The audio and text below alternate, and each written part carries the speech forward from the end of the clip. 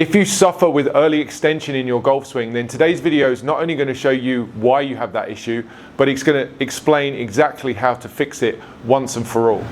Early extension in the golf swing is really defined as the golfer who's standing up with their body as they swing down towards the ball. The early extension reference is referring to, first of all, extension of the body, standing up, and early meaning it's happening prematurely, it's happening before you want it to. Oftentimes this will result in golfers really struggling to control the contact of the club on the ball, because the very act of standing up and raising up with the body as the club reaches the golf ball tends to often mean that you're too far away from the ball when you reach it, and you'll end up thinning or topping the ball. So many golfers struggle with this issue. It's no surprise that many of you want to try and fix it. But first of all, let's understand why you early extend in the first place. What's causing this to happen? In the vast majority of cases, it's poor arm and wrist structure at the top of the swing, which leads to a club position which is too steep coming down. Once the shaft of the golf club gets too steep and too vertical in the downswing position, we now need to find additional space down at the ball to fit this club in. What do I mean by that? Well, if this club's coming down vertically and it's going to go down to the ball and I keep my posture, I'm going to slam this club into the ground. This club is coming down too steep, and if I keep my body position as it is, there's no room for this club. It's going to smack into the ground. So early extension is a reaction to a poor pitch of shaft, a poor club shaft coming down in the downswing. The golfer recognizes at some level there's a problem here and now starts to stand up in the last part of the downswing to try and create some space to fit this shaft into the space between the body and the ground. Ultimately try to manage the radius of the swing, but in an extremely inefficient, unreliable, unrepeatable way. So really the problem is the arm and wrist structure at the top of the swing, which puts the club and the club shaft out of position. Let me show you a great way to understand how to get this club into the right position at the top, so that once it's in the correct slot right here, the need to early extend will disappear. You'll be able to maintain your posture coming through the ball and deliver that club in a much more repeatable fashion. There are two ways that you can think about doing this. The first would be to understand how the trail arm works. This is a video that I featured previously on the Hack Motion channel, and one that you may have seen before. Understanding how the right arm works really is the secret to getting the shaft pitch in the correct position at the top and in the downswing. Specifically, you want to have the right elbow pushed inwards towards your center line.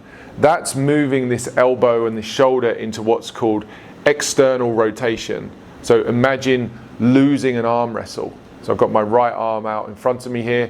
I want to imagine that I'm being beaten at an arm wrestle. That's going to move this elbow and shoulder into what's called external rotation. And external rotation of the trail arm in golf is a good thing, because that helps to keep the shaft in the correct position at the top. It effectively shallows the shaft. I'll show you what that looks like if I swing to the top and I lose the arm wrestle. So I feel like I get this elbow and the shoulder into this external rotation. I'm able to position the shaft in this very shallow condition. External rotation as I swing down, see how the shaft is very shallow. If I was to do the opposite of losing an arm wrestle, let's say I'm going to win this arm wrestle, now I'm going to move the elbow and the shoulder into internal rotation. Internal rotation of the shoulder is winning the arm wrestle, putting the lid on the trash can. Okay, that's another analogy that you might think about. Winning the arm wrestle steepens the shaft. So at the top of the swing, if my elbow's in the wrong position, my club is also in the wrong position. Now I'm too steep, now I'm in trouble, and now I have to stand up and early extend. So one more time with that trail arm position, just so you understand exactly how to do it. Move it in front of you, lose the arm wrestle, so that the pit of the elbow joint is pointing straight out and away from you. My elbow's in this kind of give blood position, pointing out towards the camera. The right forearm then is turned against the elbow position so that the palm and the wrist are facing more towards the target. That's the correct trail arm position right there, with the right elbow and the right shoulder externally rotated, losing the arm wrestle, and then the palm of the hand turned towards the target. If you can get your hand onto the club and your arm into this position that's set up and feel like you retain those alignments, the elbow and the shoulder in external rotation and the right hand and the right wrist relative to that, you should find this much shallower position at the top, which, as I've said, allows you as you come down to keep turning your body, keep maintaining your tilts and your inclination to the ground, and there's zero incentive for you to stand up and early extend. In fact, it's the complete opposite. If this trail arm is correct and this shaft is shallow enough, then you're actually incentivized to stay down through your posture into the ball, because you have to in order to reach the ball. If I had good arm alignments, good shallow shaft, and I stood up, I'd completely miss the ball. There's no incentive for me to early extend when the arms and the wrists are in the correct position, which gets the club in the perfect condition at the top of the swing. Quick question for you. Did you know that 80% of your golf ball's direction comes from the club face angle at impact? And it's your wrists that control that angle. If you want to hit straighter shots and add more distance to your game, then check out the link in the description below. And the second way to ensure that you're managing the pitch of this shaft as well as you can throughout the entire time and space of the swing is to understand and manage your wrist angles, which of course you can do with the Hack Motion wrist sensor. Let me be specific again about the issue that you're going to face if you're seeing a lot of early extension in your golf swing. Early extension, as I mentioned, is very relative to how the pitch of the shaft is in the downswing, and most oftentimes it's because the shaft is too steep. That happens due to poor arm structure, as mentioned, and also poor wrist angles. Specifically referring to the fact that the wrist, this lead wrist, gets into too much extension. Extension would be where the back of this left wrist is cupped, it's twisted in this condition. The more I extend the wrist, the more I add extension to this lead wrist, the steeper this shaft gets. If we just take a look at the data right now, the live look at the wrist sensor that's on the Hack Motion app, you'll see that I have around 50 degrees of extension. That's a tremendous amount of bending backwards in this lead wrist. It's going to cause me lots and lots of issues. 50 degrees of extension is associated with a shaft that is basically vertical in this example. Now, if I was to take this lead wrist and just flatten it, move it to a condition where the wrist is now flat, flexed -3, -2 degrees, that's basically a completely flat wrist. Look what happened to the shaft. Did it get steeper or did it get shallower? I think you can see that it got shallower. Controlling the wrist angles, primarily this lead wrist at the top of the swing, making sure that it's flat. If you combine that with the losing the arm wrestle with your right arm, you're going to have a perfectly positioned shaft here to come down nice and shallow and allow you to keep turning into that golf ball, as already mentioned. The Hack Motion wrist sensor can show you exactly what that would look like. If you're making that mistake, you'll see it very clearly. And of course, if you are making that mistake, there's great drills and exercises that you can do in order to help train the right wrist angles at the top to help you maintain your posture coming down into the ball and deliver that shaft and that club in the perfect way.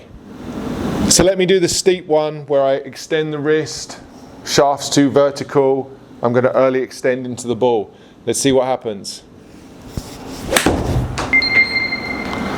Definitely stood up a bit too much there. Managed to make reasonable contact, and of course you will be able to do that as well. If you're suffering from early extension, you'll tend to get some of your shots work out just fine. It's one of the reasons why it's difficult to try and fix it, because some of your swings feel functional. But you'll see that ball sliced off to the right. I lost control of the wrist angles completely. And if we take a look at the Hack Motion wrist sensor there and the data on the screen, you'll see how at the top of my backswing I was 36 degrees extended, which is around 29 degrees too extended. That's that enormous movement of extension here, which is the steepening of the shaft. Now, because I've hit hundreds, thousands, so many balls in my life, I'm able to have a decent awareness of where this club head and where this shaft is in space that allows me to get back to the ball, make reasonable contact, as I said, and hit a reasonably okay shot. You may not have that ability. You may struggle much more with fixing this at the last second like I managed to do there. But we can see very clearly on the hack motion data that that wrist at the top was too extended. 36 degrees looks like this. That's the shaft coming down too straight. That's the steepness. Now, what the best players do at the top is they have the lead wrist much closer to flat. 0 degrees would be about standard, but of course, you can feel like you have more flex in that wrist in order to shallow that shaft and help us come down on exactly the right path. Let me go and hit one of those right now and show you how that would look different and the type of shot that I'd expect that to produce. So before I hit that shot, I'm going to go to the top and just use the hack motion just to notice that I'm flexing the wrist down and getting that feedback of some flex in the lead wrist. So it's not just flat, it's slightly flexed. And as a result, the shaft is very, very shallow. I'm going to get that feel into my hands a few times just before I go ahead and hit. And so as I come down and through the ball, once again, as I said before, there's no incentive for me to stand up and early extend. So one more time to the top, flatten or flex the wrist. Feel like I'm losing that arm wrestle still in that right arm, and then I can go ahead and try and hit one.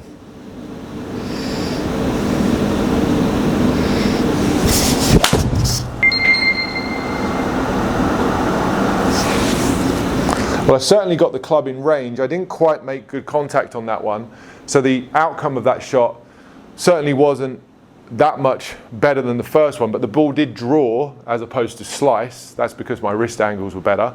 And the distance, despite hitting the ball less solidly on the club face, so I didn't hit the center of the club face there, but despite hitting less centered on the club face, the ball's traveled much further, 10 yards further than the first one. So I know I'm on the right track, and I know that as well because I look at the wrist data on the hack motion, and I know that at the top of my swing there, rather than being 36 degrees extended, which would be this picture right here, I was 5 degrees flexed. There's the difference, 36 of extension, 5 of flexion. Big difference. That shaft is now in place, so I can come down and train a swing and train my body to start moving in a way that I want it to. So this is going to be how you fix early extension. Go through the motions, practice the feel, get the sense of the losing the arm wrestle, the flat lead wrist, and then we can hit some. Slight toe strike, that one came out a little bit straighter. Again, my wrists are completely in the range. If you really want to understand how to fix early extension, you need to fix your arm structure and your wrist mechanics. And if you want to do that, you really need to train with something that gives you feedback, just like the hack motion video will do.